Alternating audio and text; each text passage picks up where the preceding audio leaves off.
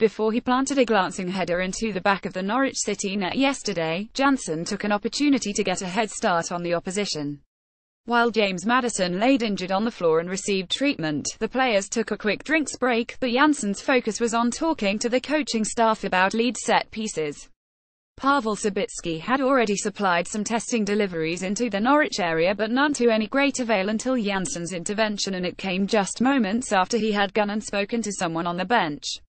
It wasn't entirely clear whether or not it was Gianni Vio or another of Thomas Christiansen's backroom staff, but the defender was given instructions based on previous set pieces, with Norwich surprising in their switch from zonal to man-to-man marking to counter Janssen's threat. His brief conversation with the bench while others took in fluids lasted all of a minute, but it preceded the all-important goal just before half-time, with Janssen running back to celebrate with his colleagues, as well as his family, after heading home. Luke Ayling and James Mannering reunite. The name James Mannering wasn't Leeds fans would have been overly familiar with until he made himself notorious in the 21 win over Middlesbrough recently. Mannering was the linesman who advised referee Keith Stroud to award Borough a penalty against Luke Ayling for dragging down Daniel Ayala despite failing to spot Ayala's own raised arm against Gaetano Berardi and subsequent foul on Ayling. Leeds players were incensed at the possibility of their 12-goal lead being halved, and so too were the fans, as flags provided by the club were hurled in the general direction of the linesman, prompting an FA investigation.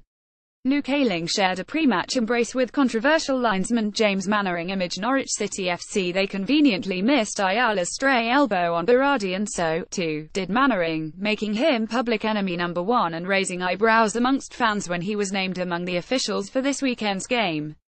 But in any suggestion of any hard feelings on Ayling's part were put to bed pre-match, as he shared a hug and a joke with the linesman as the players emerged from the tunnel as all was forgotten. Pablo Hernandez welcomed back after suffering a muscle injury against Aston Villa, which led to a premature withdrawal. Leeds surrendered the lead and lacked the poise and control the Spaniard offers them with the ball, but he was not missed against QPR in Norwich.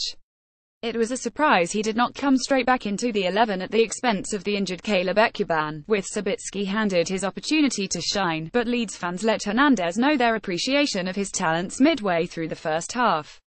Christiansen sent 3 subs at a time to warm up. Firstly, the defensive options of Matthew Pennington, Connor Shaughnessy and Vernon Anita, before midfield and attacking trio Yunan Okani, J. Roy Grott and Hernandez.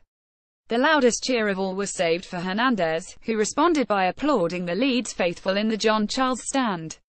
Grott was later subjected to jeers when he came on, but the fans on the same side as the touchline did not give any verbal abuse towards the Dutchman.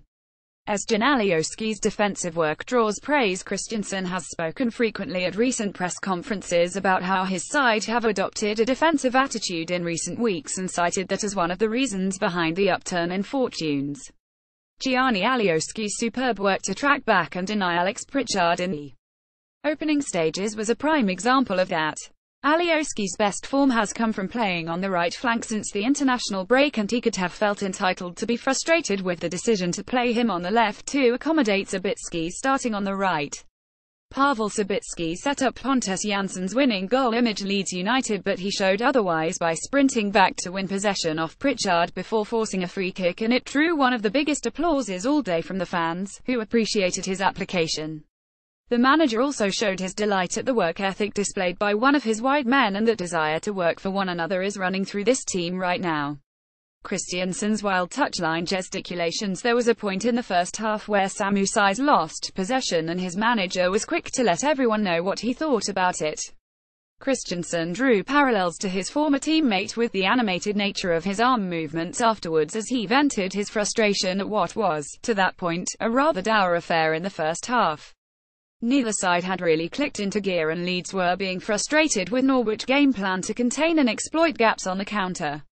In the same brief interval that saw Janssen engaged in discussion with the coaches, Christiansen and Saiz were involved in their own conversation as the Leeds boss looked to get his side higher up the pitch and more in control of the game.